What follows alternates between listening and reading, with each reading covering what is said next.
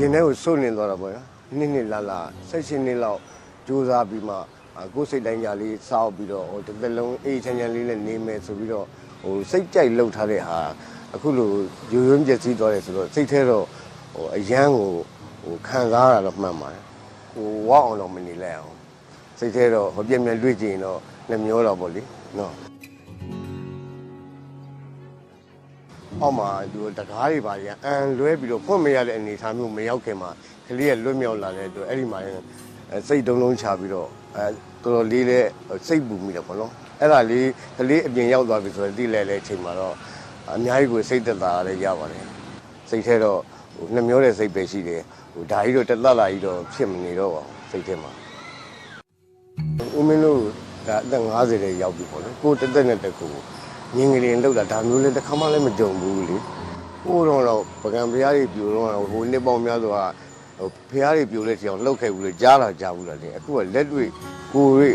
နဖူးတွေဒူးတွေဆိုတော့တော်တော်လေးလဲတုံလှုပ်တယ်တော်တော်လေးလဲကြောက်လဲကြောက်မိတာပေါ့လေတကယ်လည်းမကြုံဘူးတော့လေဟာတော်တော်လေးစိုးရိမ်ရတဲ့အခြေအနေလည်းဖြစ်တယ်ဦးမင်းရဲ့အိမ်အနေထားကတော့မြင်လိုက်မယ်အောက်ခြေတွေကလုံးဝရိုင်သွားပြီဆိုတော့အန်ဒီရရှိတဲ့အနေထားလည်းရောက်တော့မနေလည်းမနေရဘူးလေအခြေအနေကတော့မကောင်းတော့ဘူးမျက်စိကောင်း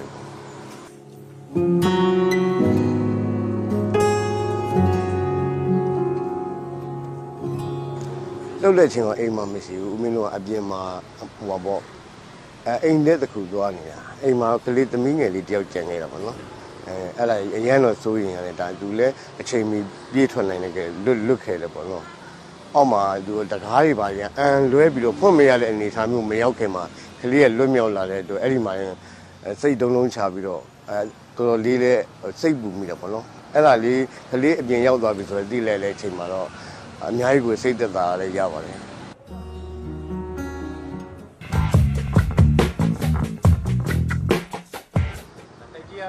လေးချက်ခွဲဟုတ်တယ်ခင်ဗျစောက်တာဘယ်လောက်ကြာသွားလဲစောက်တာ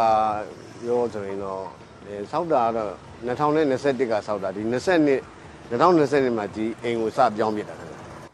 ကိုတော့ကိုနေရတဲ့အနေထားဒီမှာ6ပေပတ်လေအိမ်ကန်းလေးငှနေရတာဆိုတော့ဒီလိုအနေထားမျိုးကအိမ်မက်ကိုမမက်ခဲ့ဘူးတဲ့အခြေအနေပါရင်ထဲကိုစွန့်နေသွားတာပေါ့နော်နှစ်လာ16နှစ်လောက်ကြိုးစားပြီးမှကိုယ်စိတ်တိုင်းကြလေးစောက်ပြီးတော့တစ်သက်လုံးအေးချမ်းချမ်းလေးနဲ့နေမယ်ဆိုပြီးတော့စိတ်ကြိုက်လှုပ်ထားတဲ့ဟာအခုလိုရိုးရိုးပြည့်စည်သွားတယ်ဆိုတော့စိတ်ထဲတော့အရန်ကိုခံစားရတာတော့မှန်ပါတယ်ဒါမလို့တခုရှိတာဒီလိုပဲပေါ့ကိုယ့်ရဲ့ဆိုးတဲ့လူတွေတောင်မှအများကြီးတဘာဝဘေးအန္တရာယ်နဲ့ကြုံတဲ့အခါရင်ဆိုင်ကြရတာပဲဆိုတာသိလိုက်ရတဲ့ချိန်မှာကိုရီးယား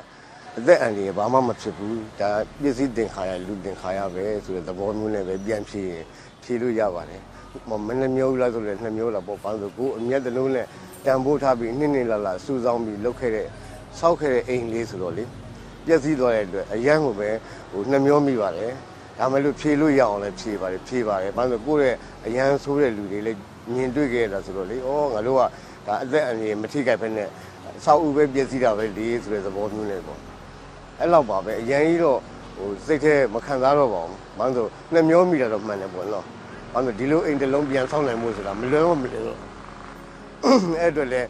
အမျိုးသမီးကိုလည်းအမြဲတမ်းပြောပြတယ်မပူပါနဲ့နောက်ကြလည်းကိုယ့်ဟာလေးနဲ့ကိုပြန်ဖြစ်မှာပဲပေါ့နော်ကိုတော့သူများအိမ်ငှားနေရတဲ့ဆိုင်ဒါဘာပဲနေကိုယ့်အိမ်လေးနဲ့ကိုတော့ပြန်လို့နေလို့ရပါသေးတယ်ဆိုပြီးတော့အဲ့လိုပဲပြောရတော့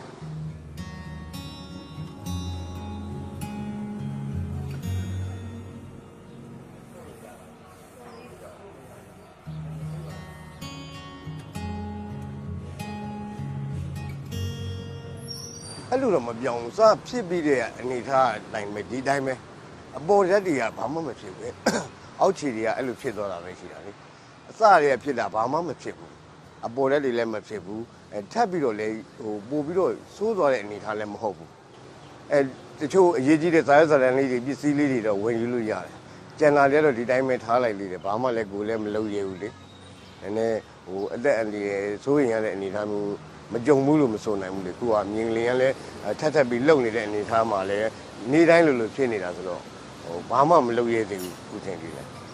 ဟုတ်တယ်အရေးကြီးတဲ့ဇာတ်ဇာတ်လေးတွေမှတ်ပုံတင်လေးတွေ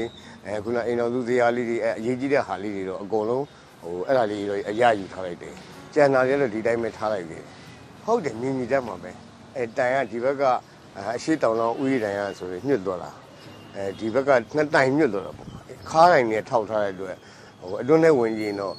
အရန်စိုးရတဲ့အနေထားမရှိဘူးအပြင်းနေကြည့်ရင်တော့ကြောက်စရာကြီးပေါ့ဝင်ကြည့်တဲ့ခါတော့အဲ့ဒီတိုင်နေထောက်ထားတဲ့အတွက်ဒါနဲ့လူနေလို့တော့မရအောင်ဖြိုချမှာပဲ